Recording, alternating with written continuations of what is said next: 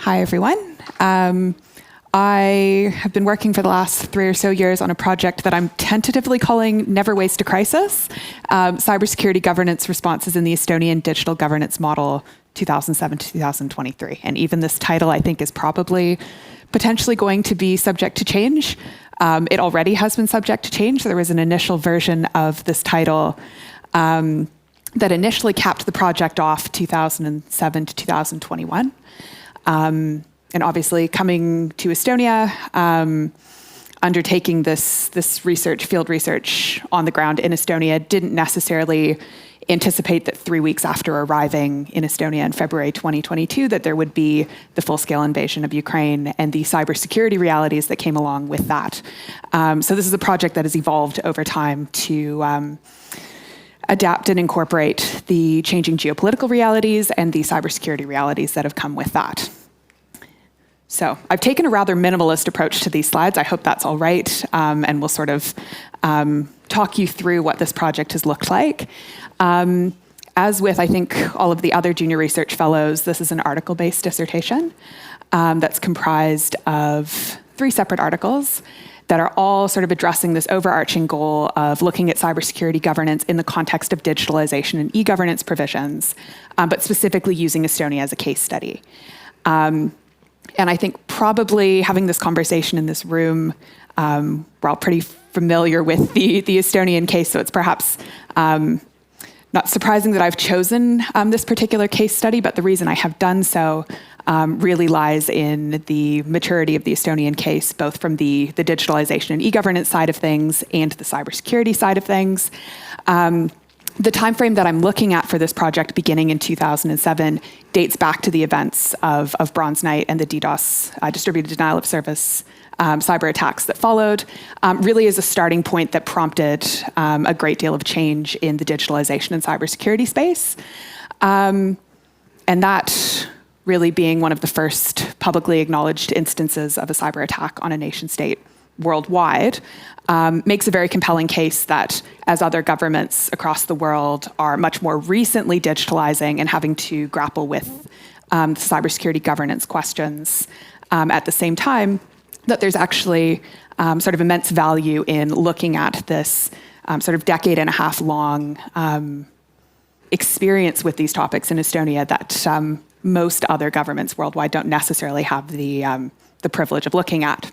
So that's basically the sort of goal here, was using Estonia as the case study to illustrate sort of what can be done in these particular spaces.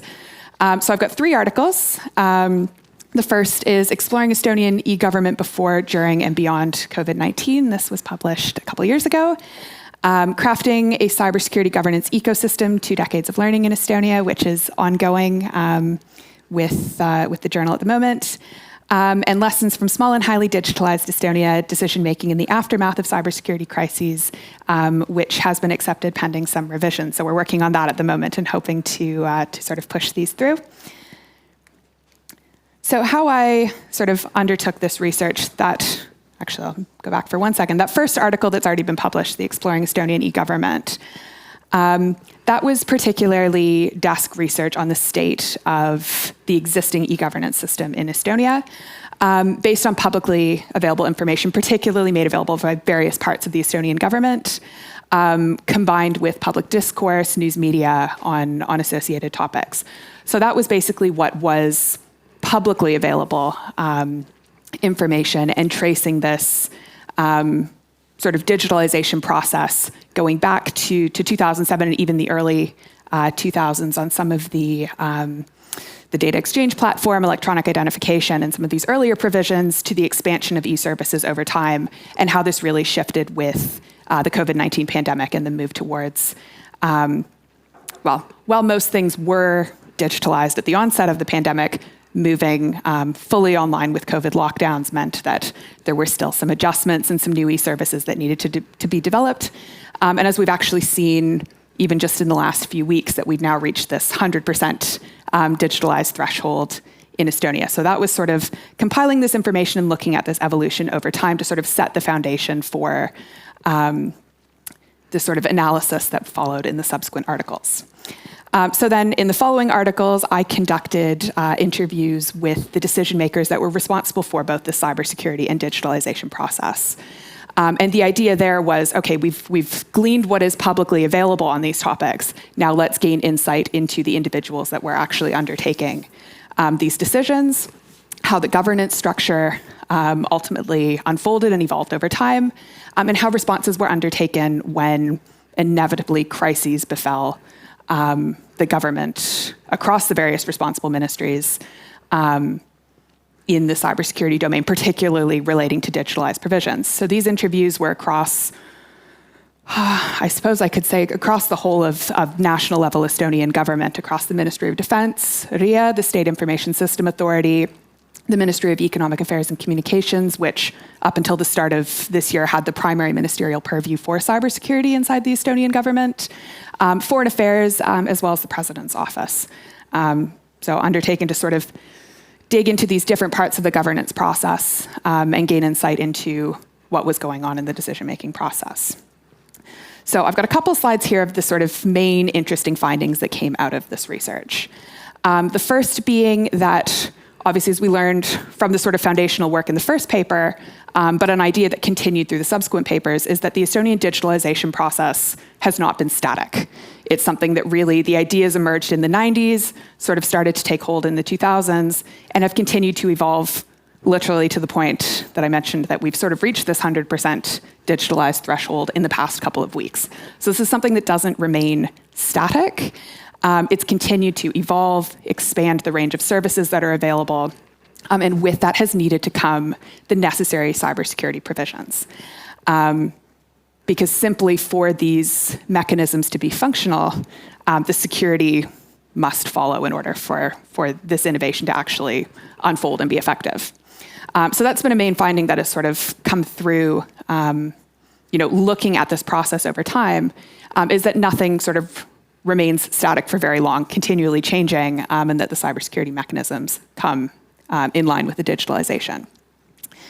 Another idea that's come up, particularly in the second article looking at cybersecurity governance structures, is that the structures need to be aligned with the localized intricacies. And I think this is something that has a takeaway beyond the Estonian case, that anywhere that's looking to set up any sort of governance structure related to cybersecurity governance and digitalization must look at the sort of localized settings, the security culture, the governance structures, in order to craft a cybersecurity governance structure that is reflective of the local setting. And in Estonia, what we saw over time was that this was a shift after the 2007 cyber attacks away from the primary ministerial purview for cybersecurity following with the Ministry of Defense. And indeed, this is something that we see globally, that typically the main ministerial purview falls with either Ministry of Defense or Ministry of Interior typically, is actually that Estonia made a move away towards the Ministry of Communications and Economic Affairs holding this primary ministerial purview. And in speaking to the individuals that actually undertook this shift, what I ended up finding was that a lot of this had a great deal to do with the prioritization of digitalization, that the main points of contact between private sector partners that provided various elements of the digitalization or the e-governance system in Estonia had their main point of contact with communications and economic affairs. So that was why the shift occurred from a sort of more militarized purview with the Ministry of Defense towards a more civilian purview that prioritized this relationship for the purpose of digitalization, that this was sort of unique to the localized intricacies in Estonia. But again, returning to this idea that things are not static and that things shift over time, and this sort of falls outside of the scope of the research that I have done specifically, but on the 1st of January this year, you saw that main ministerial purview shift once again to a newly created Justice and Digitalization Ministry. And that again is now a shift in priorities towards making sure that the digitalization provisions in Estonia are aligned with legislation and the legal parameters within which they exist. So again, this shifts over time. But this is something I think probably relevant and applicable beyond simply the Estonian case. A few more sort of core findings from the papers. Particularly the third paper on crisis response has had a particular emphasis on sort of historical institutionalist theoretical approaches. So looking at critical junctures, these like core inciting incidents, and that being, in this case, cybersecurity crises that prompted governance responses afterwards, and a sort of path dependency of the governance processes in Estonia, sort of building on the governance processes that came before them. And this has very much come up with crises, originating with the distributed denial of service attacks in 2007, to the 2017 EID crisis, to the COVID pandemic, to then the full-scale invasion of Ukraine and the cybersecurity realities for Estonia that came with that, is that subsequent responses all built on responses that came before them, whether it was communications approaches, whether it was from the 2007 cyber attacks, the decision to actually publicly acknowledge that a cyber attack had even taken place. That wasn't commonplace. That wasn't sort of precedent for governments to do at the time. This has all followed in subsequent crises, the approach that the government has taken. And in addition to this, something that we've seen across time is this sort of clear, coordinated, transparent messaging around cybersecurity crises or cyber attacks, is that these things can be scary to a general populace that doesn't necessarily know, is not familiar with what is happening. By being clear, okay, we are under cyber attack, this is what the government is going to do, this is the response that we're taking.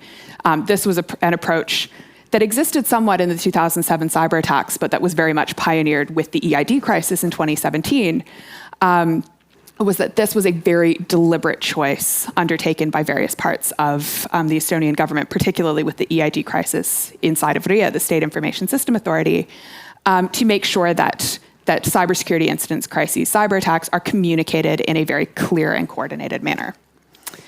And then additionally, something that came up across these various crises was that crisis actually serves as an expediter of various policies and initiatives. And where we saw this, we very much saw this after the 2007 cyber attacks, that you had various ideas that had been potentially on the table. An example, establishing the NATO Cooperative Cyber Defense Center of Excellence in Tallinn.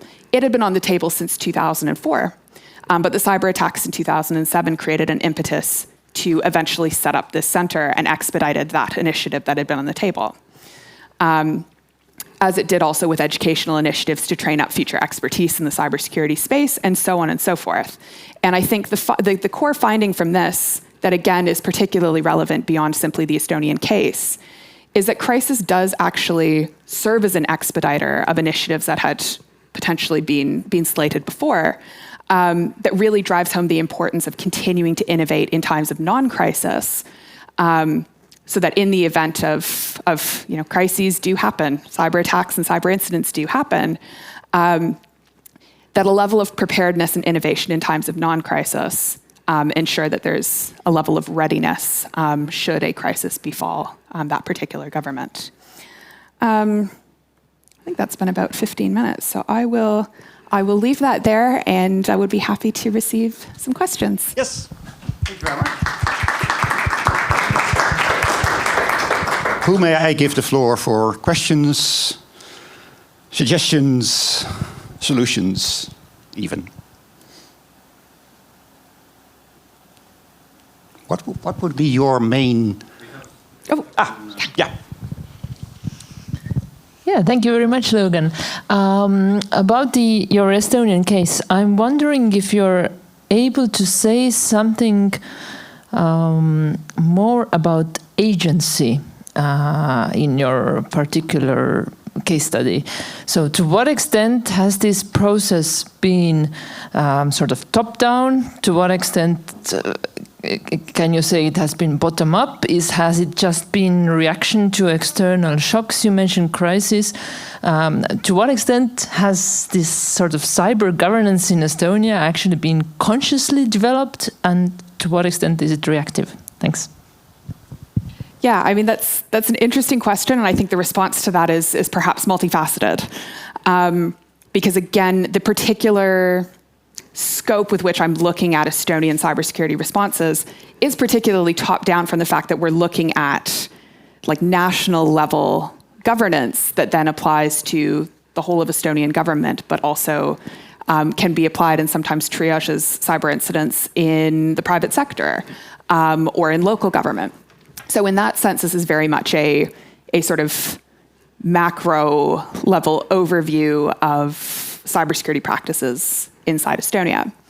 As far as it being reactionary versus proactive, I think it's a mix of both. And I mean, that's sort of that one particular core finding on crisis acting as an expediter. I mean, crisis wasn't the sole thing that pushed those initiatives through. People had been thinking about this proactively prior to those crises unfolding. And a lot of those policies or initiatives had already been on the table.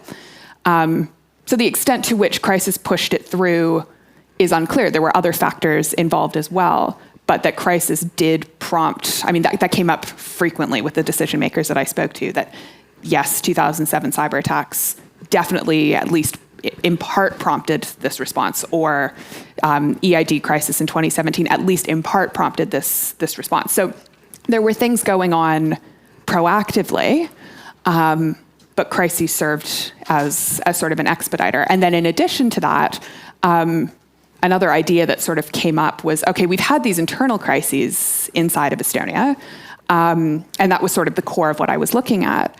But on top of that, you do have external crises, and these responsible decision makers have been keeping an eye on, for example, what is going on in Ukraine to shape cybersecurity policy accordingly.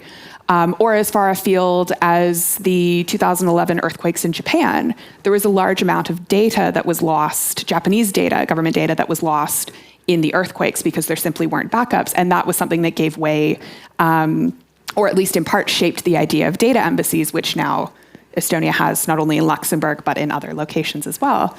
That external crises, keeping an eye, that would perhaps be a more proactive thing than a reactive thing, because it's not necessarily directly impacting the Estonian government itself, but to keep an eye on those things to shape responses accordingly as well. So I would say on that, it's a bit of a mixture. Okay, thank you. We have, I think, 1 minute left for additional questions. What could crisis management researchers learn from your study? What recommendation would you give to crisis management researchers in general as takeaways? I think that's also a big question, because I think there's a broader body of crisis management literature that for several decades has been looking at everything from climate to natural disasters to whatever, right? It's everything. But as far as in this cyber domain, that's much more recent. And I think we're only beginning to scratch the surface of what research could be done in this space.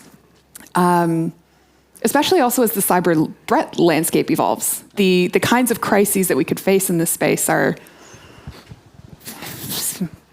not to paint too dark of a picture, but there's a large range of crises that we could face in this space that I don't think we fully comprehend or have not necessarily seen. So I think as far as research in this space goes, it is a very interesting and early space to dig into.